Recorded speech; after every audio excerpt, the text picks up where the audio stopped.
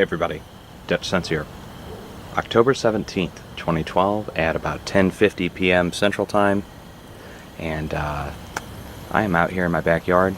This is a video response to Blog, which is a St. Louis blogger who has a Geiger counter, and he's done some measurements that returned high radioactive readings off the rain that just fell here in St. Louis. So I'm on the south side, and I figure I will do the test and kind of give a secondary reading to show what's going on. Don't know if we're going to get high or low. I know that he's produced some past high readings off windshields and off metallic objects and things. So what I've decided to do is I've got my Geiger counters and a roll of non-radioactive toilet paper, and I'm going to go down here to the grass. You guys can watch me do it. I'm going to take the toilet paper and just soak up some water off the grass that fell, the rain, that precipitation that fell, and then we're going to do a reading right here on the wood. Okay, this is all wood, and I'll do a little quick baseline reading so you can see it's not radioactive. So let's just get going on that. Okay, I'm going to turn these both on.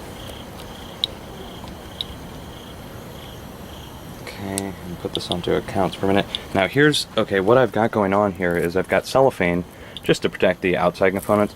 On the back, okay, the cellophane is, the pancake plate is fully exposed, so you know it's not going to interfere with the reading at all.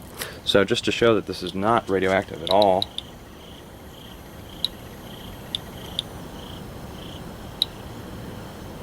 right? I mean, it would be clicking really heavy if it was, and same with my toilet paper.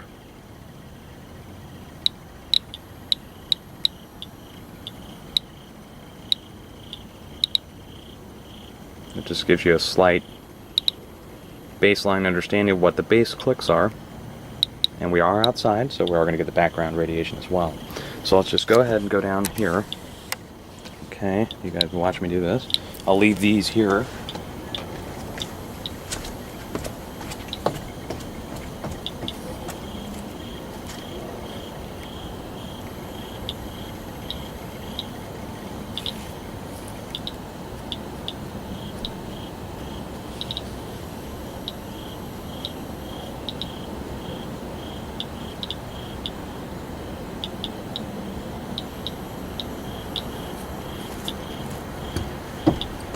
Okay, so I've just meshed this down into the grass, and let's just set this down right here. And turn this back over, there we go. I'm going to open up the backs of these.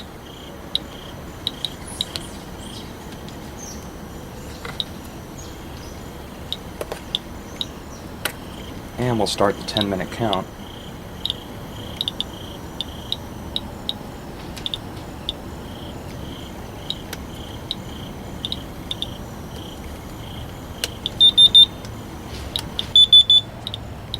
Okay, now both of these are going on a 10-minute count. I'm going to go ahead and prop them up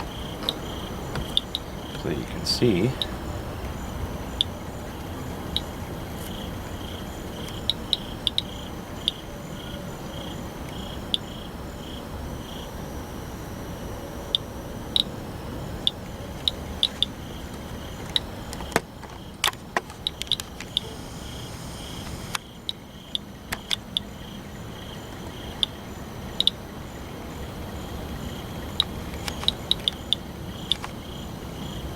You guys can read that.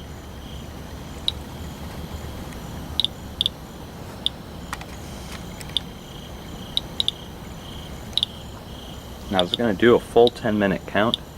What we get at the end of 10 minutes, we divide by 10. So if we get 1,000 counts over the course of 10 minutes, we divide it by 10. That gives us 100. That's 100 counts per minute, average. And alert level is 1,000 over the course of 10 minutes. Right now we're in the 50s. And the wind is blowing, so I'm going to stand right here and try to catch these in case they blow down. But there's nothing on my hands, obviously.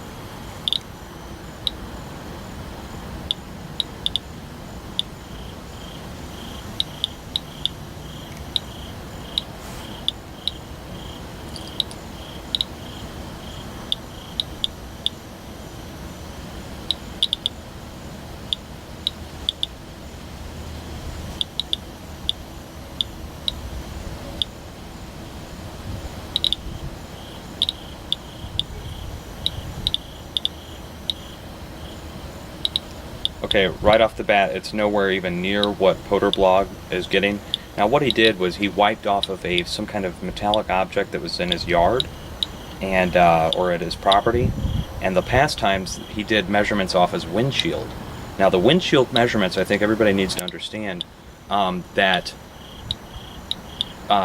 ceramic produces a radioactive return, and a lot of brake pads in cars are made of ceramic. So if you take a wipe off your windshield, you're possibly getting a lot of brake pad dust in with whatever else you're wiping off your windshield, and that itself can produce a high radioactive return. And if you want to see that, you can go take your Geiger counter, if you have a Geiger counter, and go put it up to the wheels on your car, specifically a brake pad box that's never been used, and you'll see a high return.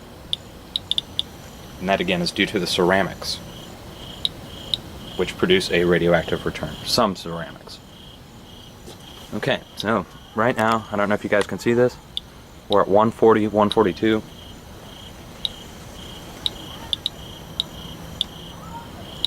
And again, not producing anywhere near the high levels that Poderblog is getting from wiping the piece of metal in his backyard, which is good news. I mean, this is good news.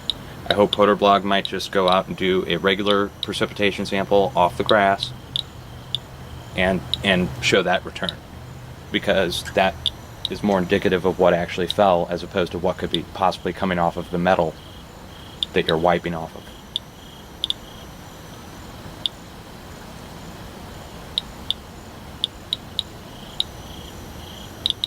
And this is, each of these are the same type of Geiger counter that Poderblog is using.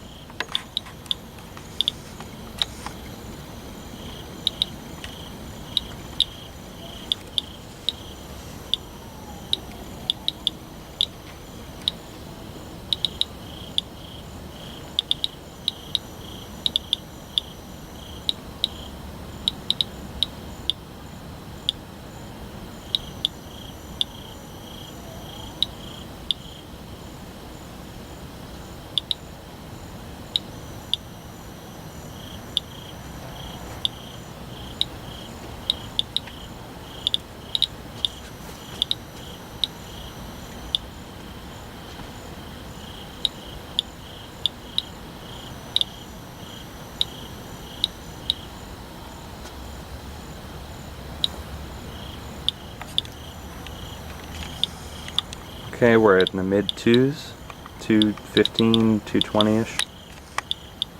And alert level is 1,000 over 10 minutes. So we're getting about halfway through the count.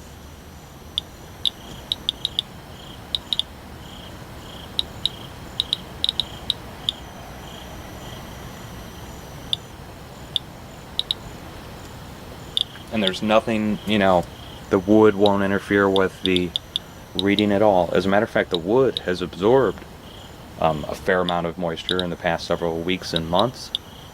Over the course of the summer, it was extremely dry, and the wood got brittle and dry, and then the precipitation, of course, would sink into that, and any radioactive debris would possibly still be in the wood, proving that long-term radioactive fallout at least hasn't accumulated in my deck.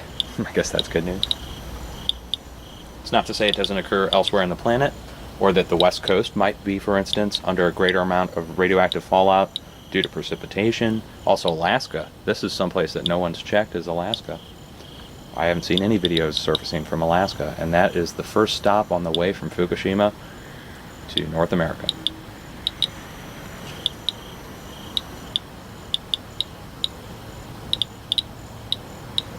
And you will notice a slight difference in the detectors, what their counts per minute are.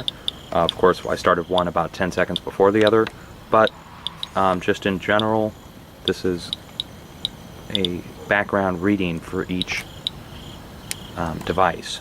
So it's going to pick up everything. So one counter might pick up a particle that another counter doesn't, even though they're right next to each other, because the particles are coming literally from everywhere beneath the detector.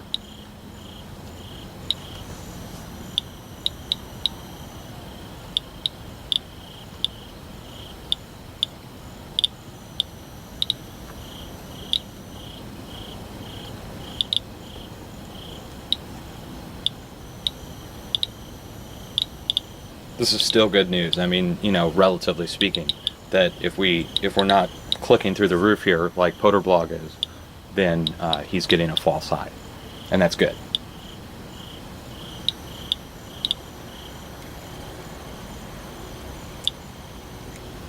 And these are calibrated. One was sent to me directly from the owner of International Medcom, or at least general managers in charge at Medcom sent me one of these, and the other one I purchased at the start of 2011 or halfway through 2011.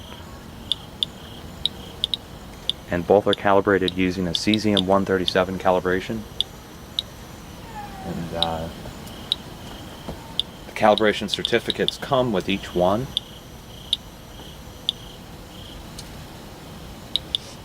And if you watch past videos of mine, you'll see yellow counters, which, I mean, I'll still use, but in this case, I didn't want to get it out and have to put the D batteries in it.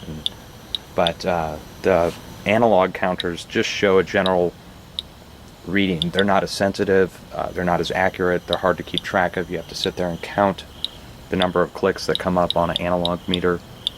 So I've decided not to use that this time. So where are we? We're at 392 on the left and 412 on the right.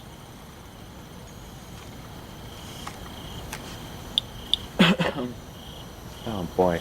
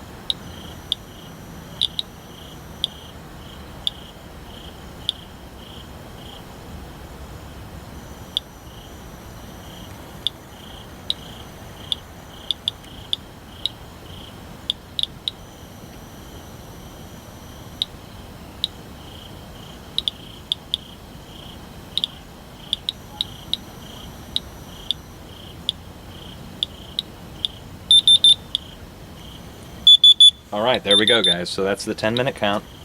And here we go. We have 454 and 468 over the course of 10 minutes. That's 45.4 or 46.8 per minute. So you just take the total number, divide it by 10 over the course of 10 minutes. So that's less than half of the alert level. Now, Poderblog didn't give us a full 10-minute count, but his levels would have been in the well thousands. So there you go, 2 counters from precipitation in South St. Louis producing, well, under alert levels for sure. Alert, again, would be 1,000 here. Okay? Hang in there, folks.